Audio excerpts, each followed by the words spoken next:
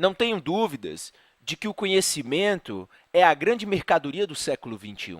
Não que o conhecimento nunca tenha sido importante, sempre foi importante na história da civilização humana. Por exemplo, uma tribo antiga que tinha o conhecimento de domar e selar um cavalo criava uma diferenciação militar em relação às demais tribos.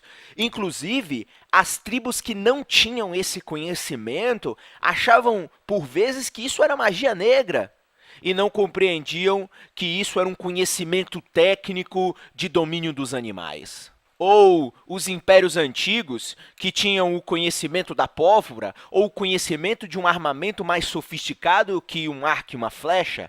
Isso criava uma diferenciação na própria sobrevivência das nações. E logo, tudo isso era resultado de conhecimento, conhecimento técnico.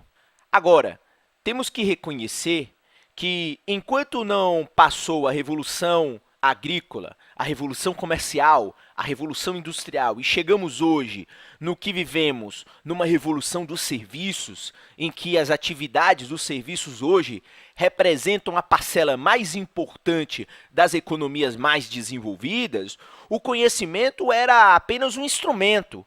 Hoje o conhecimento virou o núcleo duro de qualquer tipo de operação, inclusive determinando o sucesso e o fracasso de uma nação, o sucesso ou o fracasso de uma organização, ou o sucesso ou o fracasso da carreira de um indivíduo. Isso é fundamental a gente compreender esse contexto do século XXI. Aquele importante autor e consultor Stephen Covey, do best-seller Os Sete Hábitos das Pessoas Altamente Eficazes e do outro livro O Oitavo Hábito, ele traz uma análise bem interessante desse período histórico em que a gente vive. Ele afirma que nós já superamos a era da informação e a era do conhecimento e vivemos hoje na era da sabedoria. Mas o que é essa era da sabedoria? O que é que ela tem de diferente das duas outras? É de que a era da sabedoria é a era do conhecimento aplicado, do conhecimento na prática, diferentemente da era da informação e do conhecimento.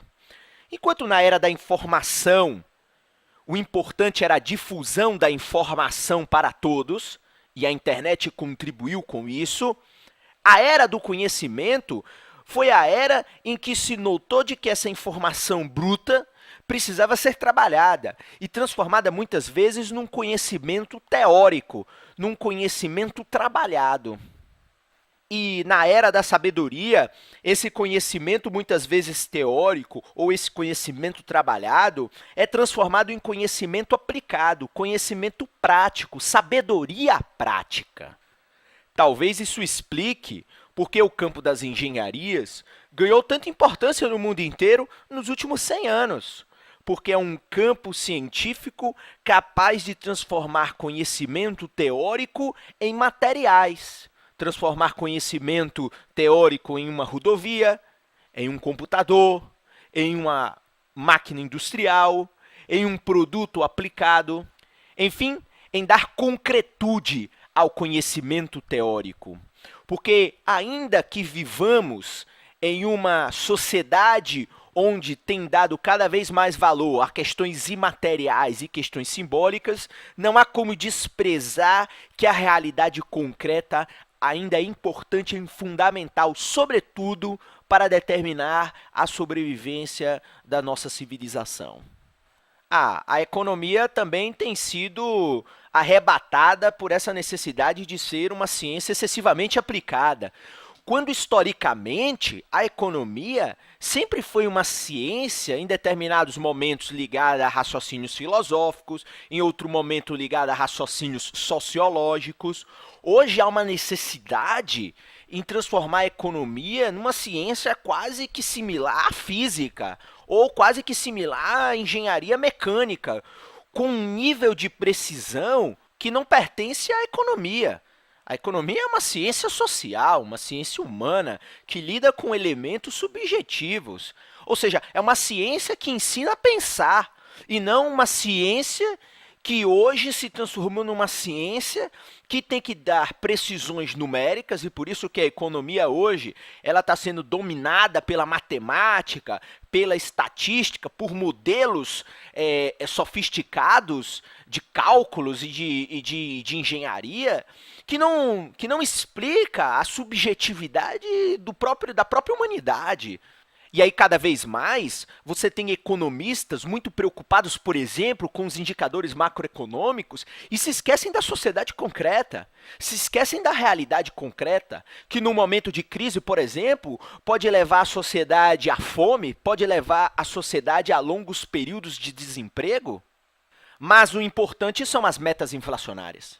Então, nós vivemos num período em que a política econômica, em que a economia está dominada por uma numerologia, entre aspas, que não cabe à economia. E aí, no meu caso, eu gosto de estudar a economia como uma ciência viva, como uma ciência subjetiva. Então, se alguém me pergunta se o Brasil vai crescer esse ano, eu vou dizer, olha, existe uma tendência de crescimento. Agora, eu não posso achar que modelos matemáticos vão dizer que o Brasil vai crescer 3,2% com um nível de precisão que muitas vezes eu não sei como que esses economistas ou como esses analistas econômicos chegam a esses números. E aí, toda hora eles ficam corrigindo e refazendo ou reanalisando o cenário, porque eles mesmos reconhecem que não há como ter precisão. Ou seja, a economia é uma ciência subjetiva. Revisar uma previsão numérica é reconhecer que essa previsão é uma fraude. Enfim, essa é uma discussão interminável dentro da própria economia, é complexa. Também é preciso reconhecer que cada economista tem o direito de ter uma orientação ideológica, uma forma de ver o objeto econômico de maneira diferente, e o que vai resultar nessa variedade de interpretações e de formas de lidar com a própria sociedade e com a própria economia. Para finalizar, o que eu posso deixar de incentivo para aqueles que querem estudar economia é parafrasear Joan Robinson, uma economista britânica que viveu no século XX, em que certa vez ela disse: o objetivo de estudar a economia é aprender a não ser enganado pelos economistas. Fica aí o meu incentivo e até a próxima.